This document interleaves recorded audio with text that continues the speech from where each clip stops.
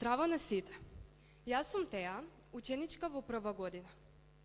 Денес ќе предавам на една навистина интересна и помалку мистериозна тема од астрофизиката, која што ја подготвив со моите ментори, одлични научници Марко Шунтов и Александар Шулевски. Се надевам дека ќе уживате. Најпрвин, ќе ве замолам да го замислите светот денес. Сите луѓе, сите животни, растенија, згради, патишта, мостови, интернетот, новите пронајдоци и се што постои околу нас. Сега, кога оваа слика ви е во глава, ќе почнеме едно по едно да ги бришеме овие работи. Најпрвин, луѓето. Ако ги нема луѓето, тогаш ќе ги нема ни патиштата, ни зградите, ни новите пронајдоци. Но сега, ако ги тргнеме и животните и растенијата од оваа приказна, веќе ќе ги нема ни полјаните, ни нивите, ни шумите, поприлично празно, зар не? Сега, замислите да ги нема ниту елементите од периодниот систем. Тогаш би ги немало ни карпите, ни водите, ни земјата, ни небото, ни воздухот, ни сонцето, ни планетите, ни звездите, ништо. Никаква материја, ниту еден атом. Но дури и оваа празнина, ова непостоење на ништо, е многу далеку од она како изгледал универзумот на самиот почеток. Да не ве држам во неизвестност, предлагам да се вратиме назад 13,8 милиарди години и да погледнеме како од ништо се создало се што имаме денес. На почетокот, ако може да се нарече така, не само што не постоела никаква материја и не постоел универзумот, туку не постоело ни времето, ни просторот. Знам, звучи збунувачки и премногу е тешко и да се разбере и да се објасни. Едноставно, како луѓе не сме способни тоа да го замислиме. Но така било, немало ништо и во еден момент се појавили просторот и времето и почетокот. Ни најдобрите научници не се способни да објаснат зошто се појавува универзумот. Па затоа често претпоставуваме дека постои некоја поголема сила која што го создава. Но тогаш би се запрашале од каде доаѓа оваа сила, зошто се појавува и како се појавува. Па работите би станале уште посложени. Затоа мора едноставно да прифатиме дека се создава само од себе. Во овој миг се создава просторот, се создава времето и потенцијалот да се создаде се што некогаш ќе постои. Универзумот тогаш бил во многу поразлична состојба од онаа која е денес. Знаеме дека постои цврста, течна, гасовита и плазма агрегатна состојба. Па тогаш постоела една уникатна само за универзумот. Но доста е тешко да се објасни, бидејќи законите на физиката кои што важат денес, тогаш не важеле. Наједноставен начин ова да го замислиме е да претпоставиме дека постоела една мала точка. Оваа точка бил тогашниот универзум. И таа била многу мала. 10 на 24 дел од атомот. Значи, ни со најдобриот микроскоп не би можела да се види. Во овој мал простор била собрана сета сила, сета материја и сета енергија која што некогаш ќе постои. Сега сигурно се прашувате како е можно толку многу материја да е собрана во простор кој што е помал од самиот атом. Па, како што реков, законите на физиката кои што важат денес, тогаш не важеле. Секоја честичка има своја античестичка. И оваа античестичка на еден начин ја неутрализира частичката. Знаеме дека кога имаме база и киселина и ги споиме, повеќе немаме ниту база, ниту киселина, туку една неутрална супстанца. Па на ист начин, античестичките ги неутрализираат частичките. Односно, кога ќе ги споиме, повеќе немаме ниту честичка, ниту античестичка, туку само енергија. Така што ги прават невидливи. Иако материјата, како што ја знаеме денес, не постоела, сепак знаеме дека за енергијата важи дека таа не може ниту да се создаде, ниту да се уништи. Така што цела енергија, која што постои денес, била собрана во овој мал простор пред 13,8 милиарди години. Логично, тој бил многу топол. Колку топол? 10 на 32 келвини, односно овој огромен број кој што го гледате зад мене.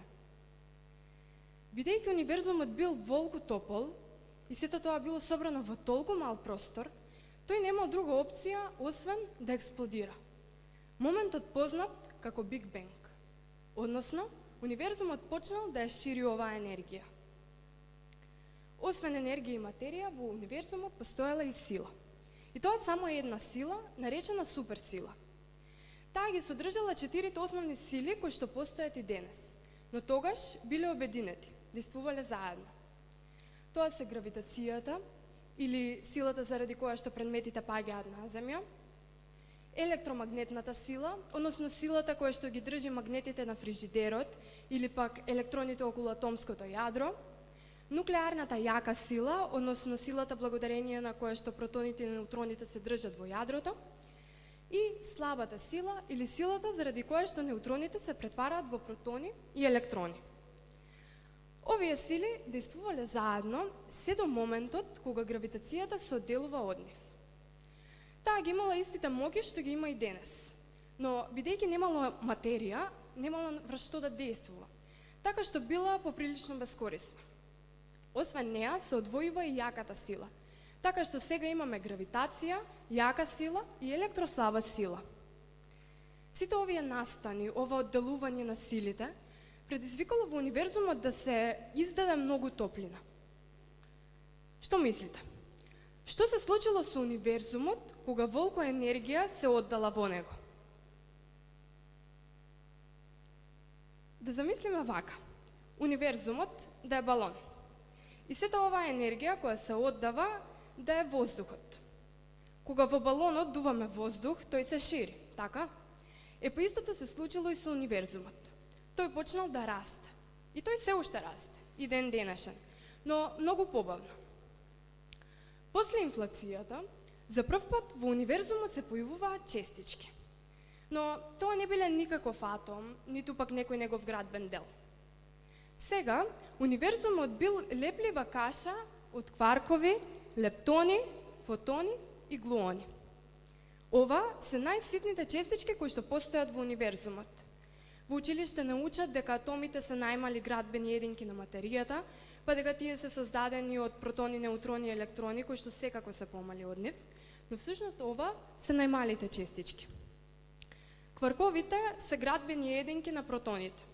Лептоните се од иста фамилија со електроните, глуоните се лепило за нив, односно она што кварковите ги држи заедно, и фотоните се честички на светлината.